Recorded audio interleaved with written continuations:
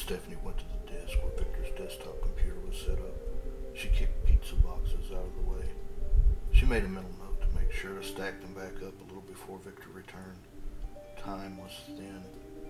She needed to get to the automated message and reset the timer. The message would be demands for $1 million to be placed in a dumpster located in an alleyway 3 blocks from Victor's apartment. There they would find another clue that would reveal Victor's identity using the book she left behind in her room. A simple cipher. She didn't want to risk anything more complicated.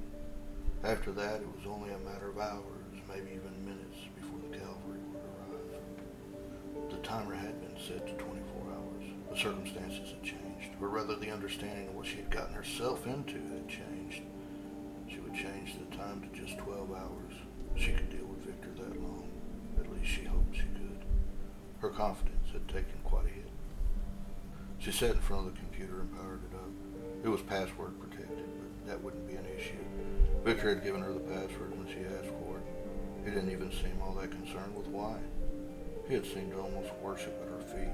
Everything she requested he had done. Every time she had contacted him, he had been quick in response.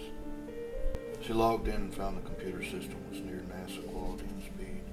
She let a small smile touch the corners of her lips as she moved with ease into the special hidden places deep in the web, deep in her parlor, where the flies could go but could never come out again. She quickly found what she needed, changed the timer.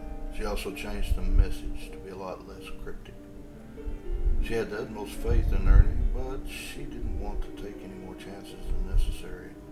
The plan hadn't gone off the rails just yet, but it was definitely teetering. She finished making the changes, then quickly backed out. She closed it down and powered it off. Then she stacked up the pizza boxes again. Everything in her screamed to look for trash bags and pick up the mess that was surrounding her. She started to, but Victor seemed very particular about his space. He had cautioned her to stay to the right in the hallway. He hadn't just cautioned her, he had sounded almost murderous in protecting that space. Curiosity swelled in her belly. Victor had only been gone about 10 minutes. He said he'd be back in half an hour. She figured he'd padded that time, but surely not by a full 20 minutes. Probably as many as 10, but she thought for sure she would have at least 2 minutes to get down the hallway and check the door to the left. Suddenly she felt the need to see what was in that room. It might just be a life and death matter. Her feet were moving before she even realized she had decided for certain. She made it to the hallway and out of the side of the front door just as it was slowly opened. Victor stepped in, silent as a spider.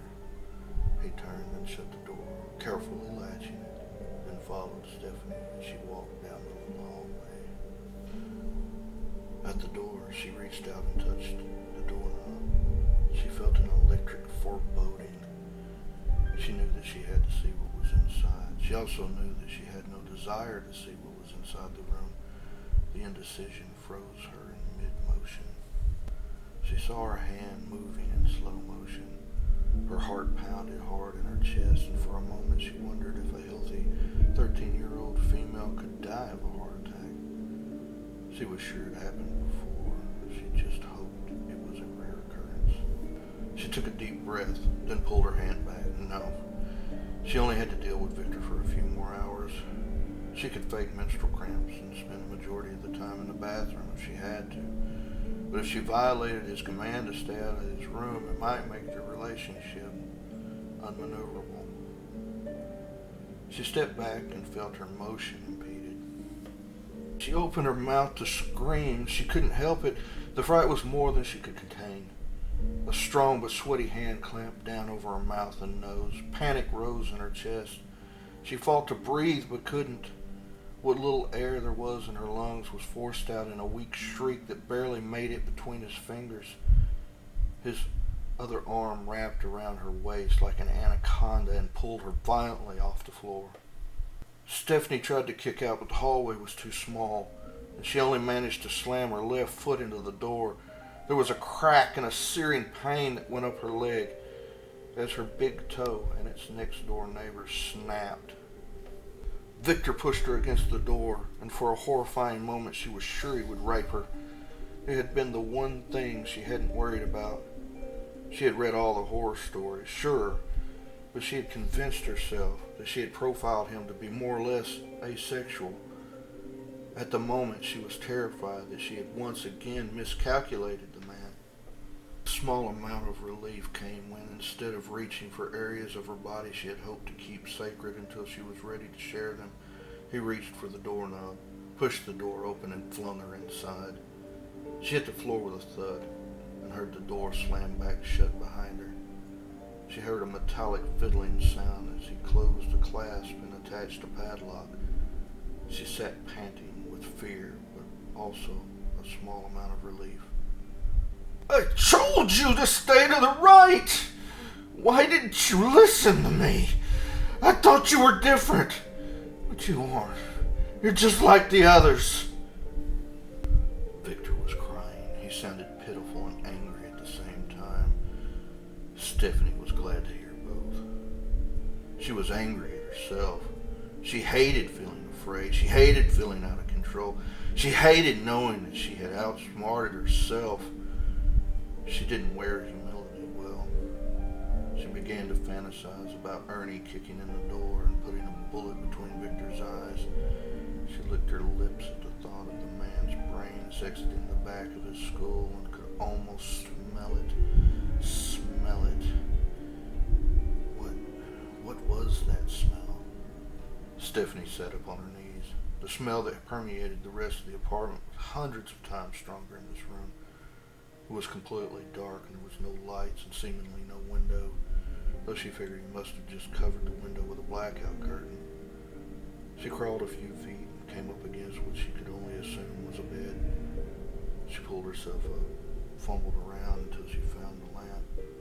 She managed to turn it on. The room was lit with blue light, like most of the rest of the apartment, except dimmer. It took a moment for her eyes to adjust to the light in the room. There were things hanging from the ceiling. They swayed lazily from the air circulation. Her first thought was that she was seeing some sort of optical illusion. It looked like human hands. Hands in various stages of decomposition. Then it all came together in one moment of horrifying realization. The smell was rotted human flesh. Victor had made a horrifying hanging diorama made of hands of at least 5 people.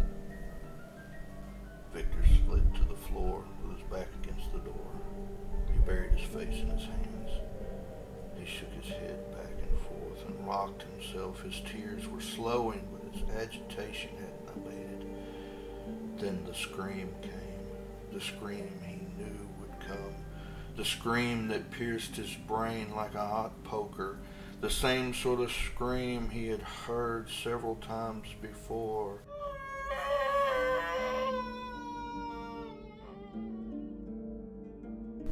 He rocked himself and scratched at the itch below the surface of his skin until her voice went hoarse and finally trailed off. After an hour, he laid over and fell into a tormented sleep. It was the first sleep that he had succumbed to in 72 hours. Unfortunately, it would only last for an hour before the chemicals in his blood and the incessant itch forced him back to the dreamlike consciousness that he had lived with for the last year.